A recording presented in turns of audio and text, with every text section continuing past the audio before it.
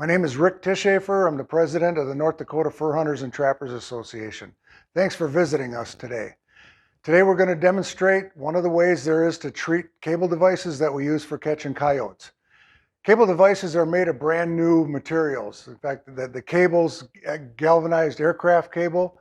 A lot of the parts are machined or manufactured through a machining process, so they contain oils and lubricants that are used during that process.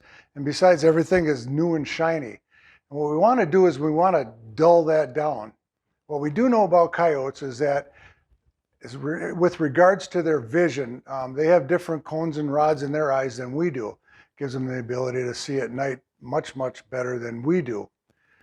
They do recognize the orange and violet color scheme, but other than that, not much else. So what that does mean is the rest of their world is basically between white and black. So anything that we put out there that's gray and not shiny, it's something that they just simply don't recognize. This process here takes brand new materials, cable, parts, things like that, and we use baking soda, basically a caustic agent that's mixed with water, and we boil these devices in that solution for about 45 minutes. What that does is it takes the shine off of things. It cleans them, gets rid of all those manufacturing oils and lubricants so there's no smell associated with them, and it basically dulls these metal parts down.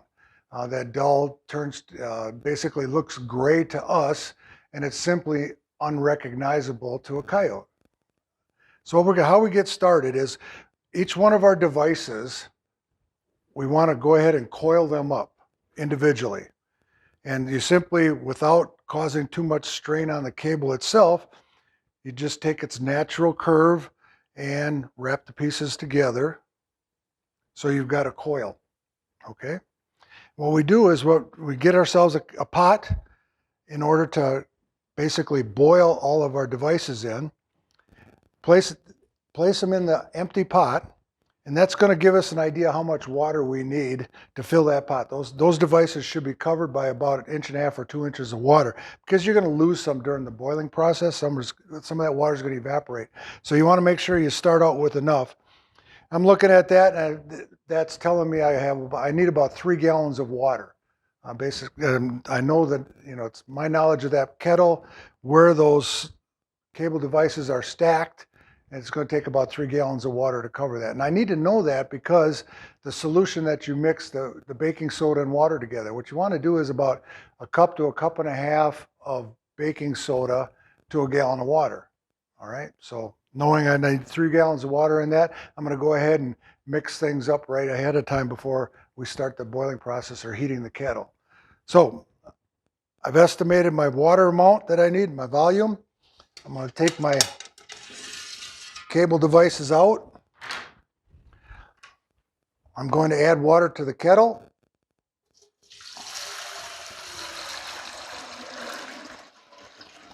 Add about half of what I need, and I'm going to go ahead and mix in the baking soda that I need.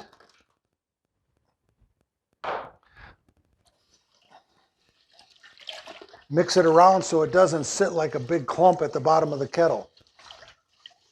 Actually dilute it, get the water and the baking soda mixing together. And you'll feel the powder on the bottom, and when the powder's all gone, then you know you've mixed it up well enough.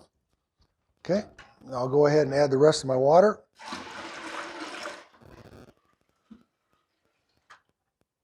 Okay, mix it up, just make sure I got everything right. Okay. Remove my kettle. Going to start my fire.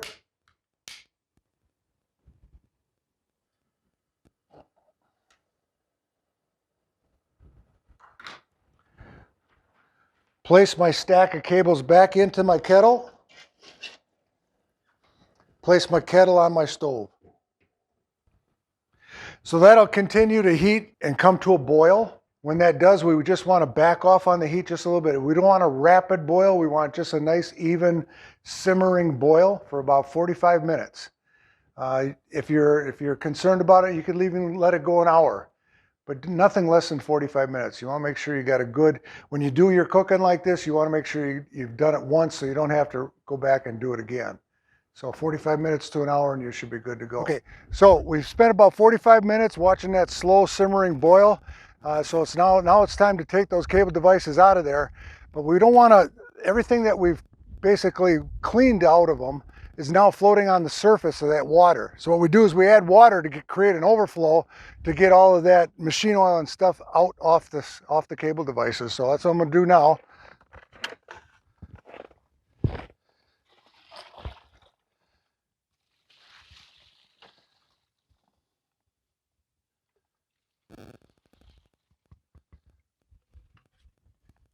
So everything that was on the surface now has come over the sides of the kettle.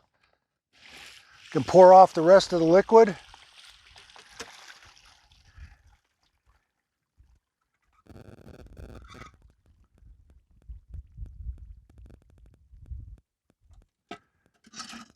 And go back inside.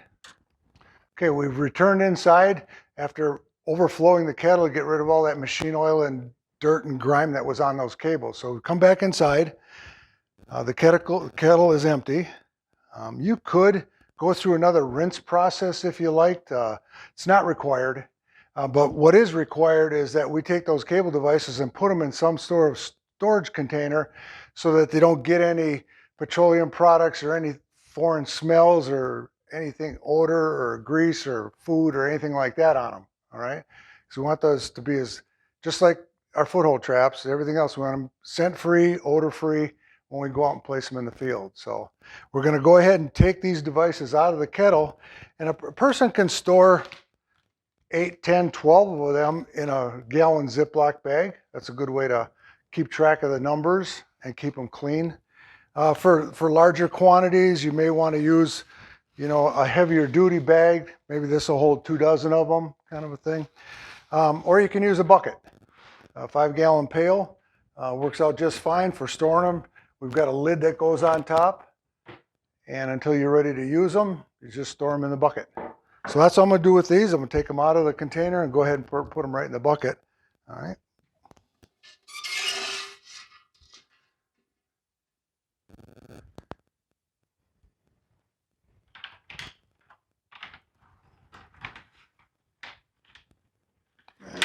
There we go. Get them all to fit in there, just like so. And as these cables dry, take some out and just kind of leave them sit and dry. You'll see that they're taking on a real dull gray color. Might take a few minutes for that to happen, but yeah, and that's what you want. It's just to dull them down so that there's nothing shiny that can attract the coyote's attention.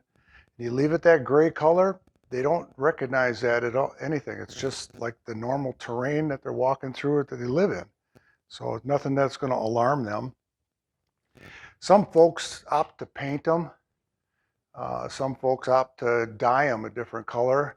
If you're going to change the color of your cable devices, what you need to do is get down 24 inches off the ground and look at the terrain around you and see what color it is, because that's generally the height of a coyote when he's looking around and stuff. So just because there's snow on the ground, you don't want white cables out there, because they'll show up in the brush, they'll stand out like a sore thumb. So just this dull gray, again, it's just something that they won't recognize, and it'll work out for you.